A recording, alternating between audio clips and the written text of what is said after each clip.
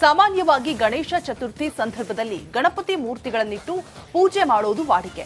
ಆದರೆ ಈ ಜಿಲ್ಲೆಯಲ್ಲಿ ಮಾಘ ಮಾಸದ ಗಣೇಶ ಹಬ್ಬ ಅತ್ಯಂತ ವಿಶೇಷ. ಆ ಜಿಲ್ಲೆ ಯಾವುದು, ಅಲ್ಲಿನ ವಿಶೇಷತೆ ಏನು, ಎಲ್ಲವನ್ನೂ ಹೇಳ್ತೀವಿ ಈ ವರದಿ.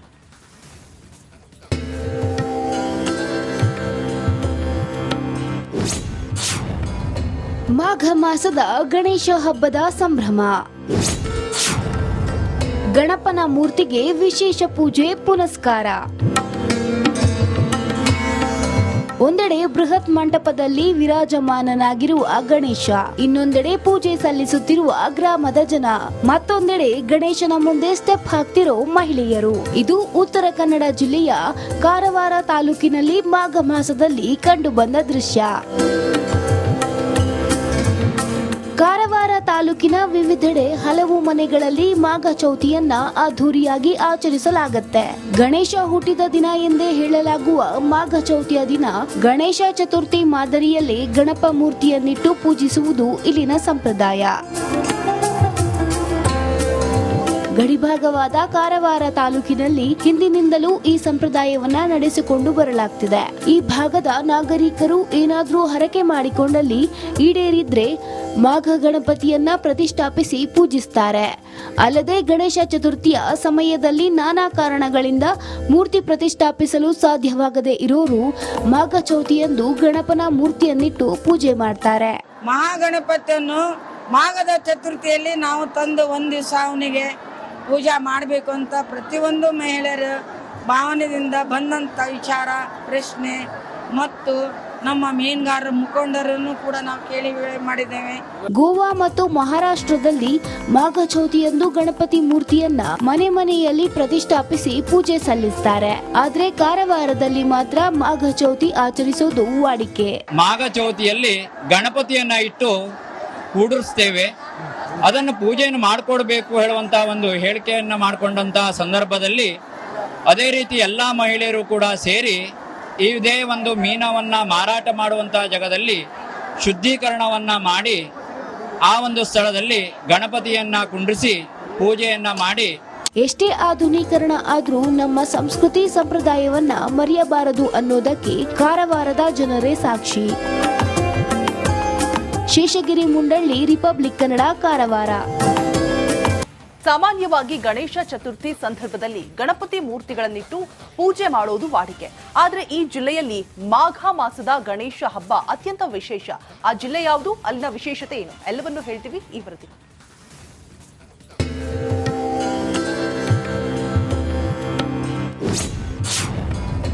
ಮಾಘ ಮಾಸದ ಗಣೇಶ ಹಬ್ಬದ ಸಂಭ್ರಮ.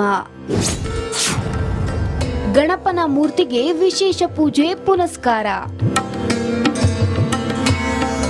ಒಂದೆಡೆ ಬೃಹತ್ ಮಂಟಪದಲ್ಲಿ ವಿರಾಜಮಾನನಾಗಿರುವ ಗಣೇಶ, ಇನ್ನೊಂದೆಡೆ ಪೂಜೆ ಸಲ್ಲಿಸುತ್ತಿರುವ ಗ್ರಾಮದ ಜನ, ಮತ್ತೊಂದೆಡೆ ಗಣೇಶನ ಮುಂದೆ ಸ್ಟೆಪ್ ಹಾಕ್ತಿರೋ ಮಹಿಳೆಯರು. ಇದು ಉತ್ತರ ಕನ್ನಡ ಜಿಲ್ಲೆಯ ಕಾರವಾರ ತಾಲೂಕಿನಲ್ಲಿ ಮಾಘ ಮಾಸದಲ್ಲಿ ಕಂಡುಬಂದ ದೃಶ್ಯ.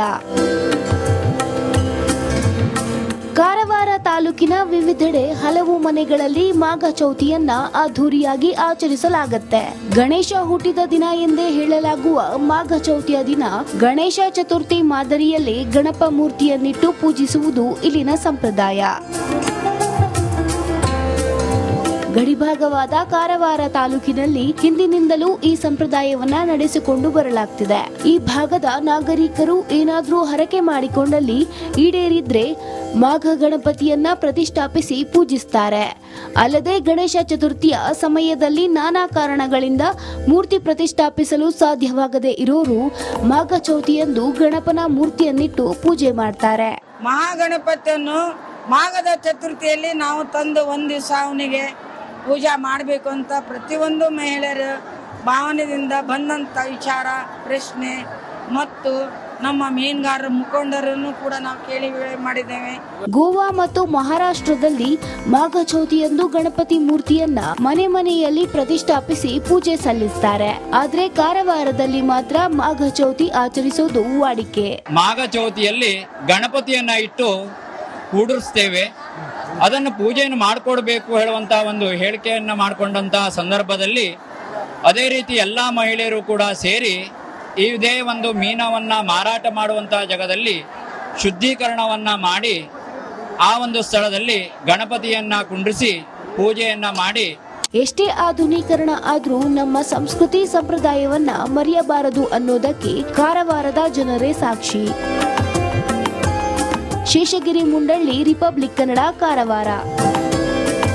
ಸಾಮಾನ್ಯವಾಗಿ ಗಣೇಶ ಚತುರ್ಥಿ ಸಂದರ್ಭದಲ್ಲಿ ಗಣಪತಿ ಮೂರ್ತಿಗಳನ್ನಿಟ್ಟು ಪೂಜೆ ಮಾಡೋದು ವಾಡಿಕೆ. ಆದರೆ ಈ ಜಿಲ್ಲೆಯಲ್ಲಿ ಮಾಘ ಮಾಸದ ಗಣೇಶ ಹಬ್ಬ ಅತ್ಯಂತ ವಿಶೇಷ. ಆ ಜಿಲ್ಲೆ ಯಾವುದು, ಅಲ್ಲಿನ ವಿಶೇಷತೆ ಏನು, ಎಲ್ಲವನ್ನೂ ಹೇಳ್ತೀವಿ ಈ ವರದಿ.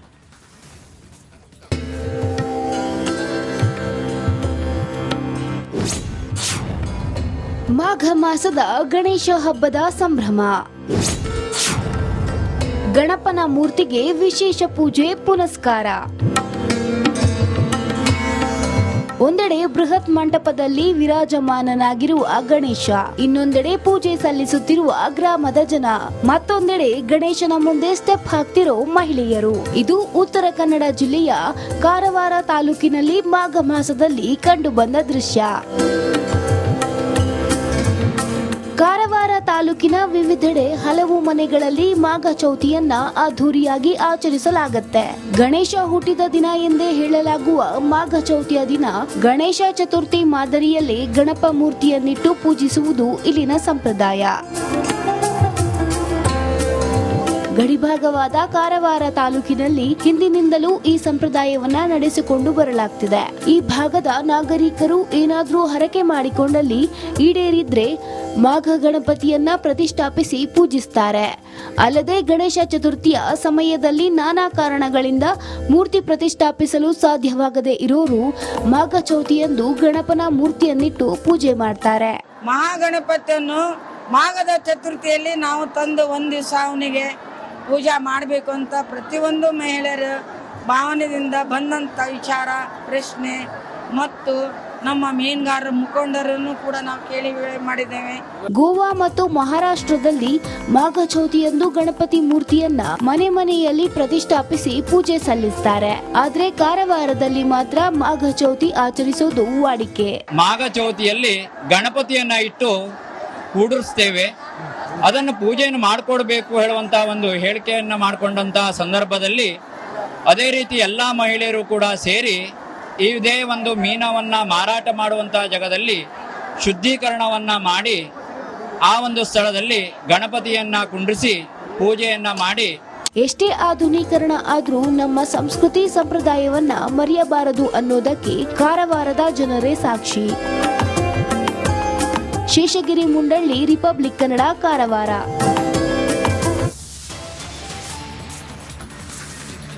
ಈಗ ಒಂದು ಚಿಕ್ಕ ಬ್ರೇಕ್